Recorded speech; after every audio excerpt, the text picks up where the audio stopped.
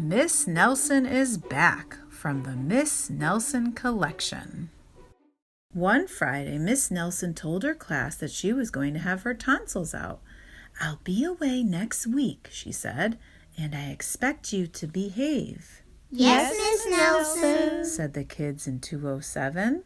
But at recess, it was another story. "Wow," said the kids.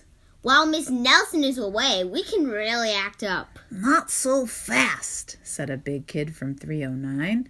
"Haven't you heard of Viola Swamp?" "Who?" said Miss Nelson's kids. "Miss Swamp is the meanest substitute in the whole world," said the big kid.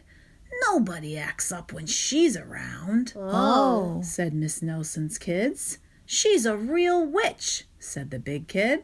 "Oh," said Miss Nelson's kids. "I'll just bet you get the swamp," said the big kid. On Monday morning, Miss Nelson's kids were all in their seats. They were very nervous. Some of them had not slept well all weekend. "If we get the swamp, I'll just die," said one kid. They heard footsteps in the hall.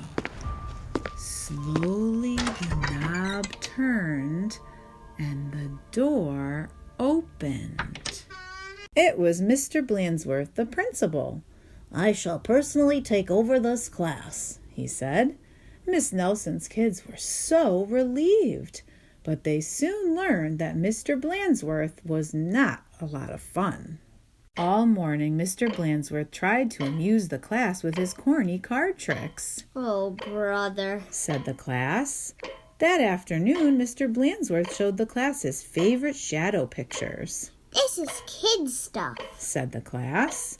The next day, Mr. Blansworth demonstrated his favorite bird calls. They were not a success. And for 2 days, Mr. Blansworth showed slides of his goldfish, Lucille. Miss Nelson's kids had never been so bored. While dusting erasers in the schoolyard, 3 of the ringleaders of 207 discussed the situation. "Something will have to be done," they said.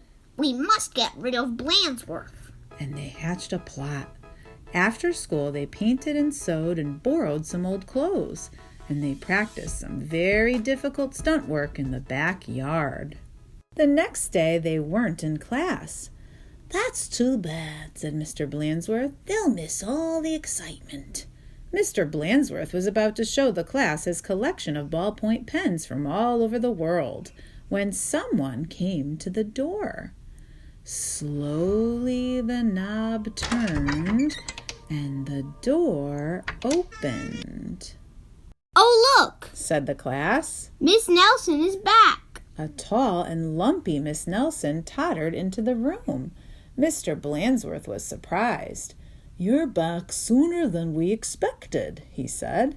The tall and lumpy Miss Nelson didn't speak. Said the kids. "Her throat must still be sore." "Are you sure you're well enough?" said Mr. Blansworth. "She's sure," said the kids.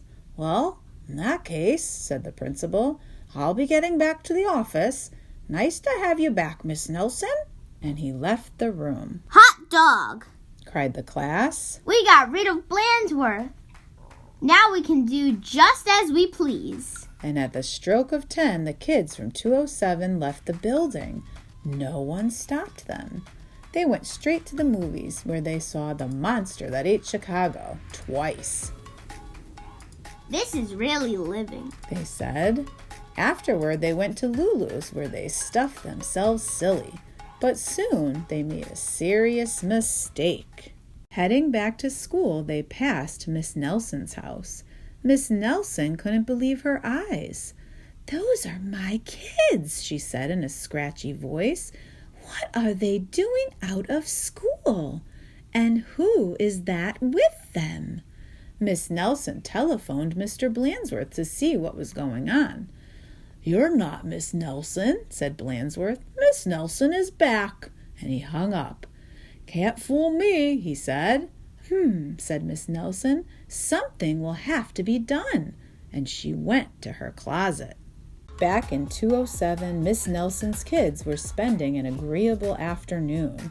They were very pleased with themselves. We should do this more often, they said. They did not notice the figure out in the hall. Slowly the knob turned and the door opened. "My name is Viola Swamp," said the lady in a scratchy voice. Yipes! Cried the kids. The swamp! "That's right," said Miss Swamp, "and I'm here to whip this class into shape. Get back to those desks on the double." The class did as it was told. The big kid from 309 was certainly right.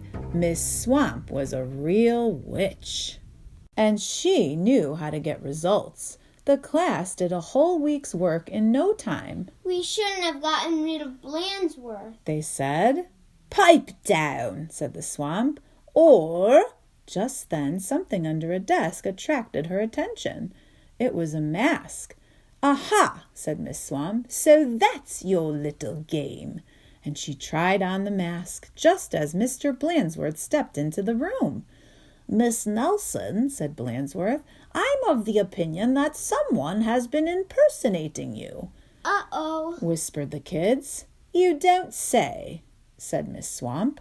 "Probably just some kids acting up. I'm sure it won't happen again." And Mr. Blandsworth left. "And it won't, will it?" said Miss Swamp to the class, "because the swamp will be watching." A minute later, Miss Nelson appeared. "I'm back," she said. "Hot dog!" cried the kids. "Are we glad to see you?" "Didn't you have fun with Mr. Blandsworth?" asked Miss Nelson. Said the kids. They decided not to mention Miss Viola Swamp, but they wondered why Miss Nelson hadn't seen her in the hall.